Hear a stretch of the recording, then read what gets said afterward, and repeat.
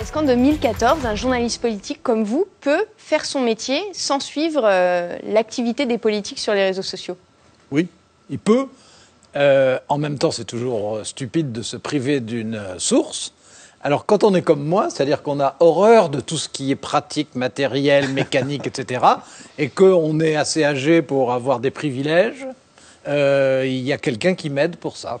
Oui, parce que vous avez donc créé votre compte Twitter il y a quelques semaines. À la demande d'RTL. À la demande d'RTL. D'ailleurs, vous suivez 2 comptes seulement, les éditions Plomb et RTL. Donc, on ne peut pas dire que vous suiviez l'activité des politiques par ce biais.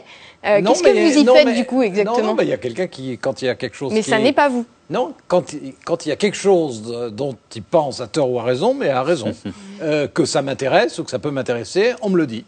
D'accord, mais du coup, vous ne suivez pas directement. Écoutez, c'est très vous simple. allez rater, Non, effectivement, par exemple, l'annonce d'une candidature, j'ai peut-être de Nicolas Sarkozy sur Facebook, comme ça a été fait, ou une campagne comme Bruno Le Maire, par exemple, qui fait une campagne en ligne extraordinaire depuis quelques mois. Extraordinaire dans quel sens? Pas dans le sens politique, dans le sens numériquement, il se sert de tous ces outils-là. Du coup, notamment vous pouvez Instagram, pas le voir, il poste sur beaucoup de Instagram, photos sur notamment. Instagram. Du coup, vous pouvez pas le voir, ça. Du coup, je ne le vois pas. Je lis quoi qu'il se passe, et même en vacances, 6 heures par jour. Là-dessus, il y a 3 heures de journaux, et puis des livres pour le reste, ou des rapports.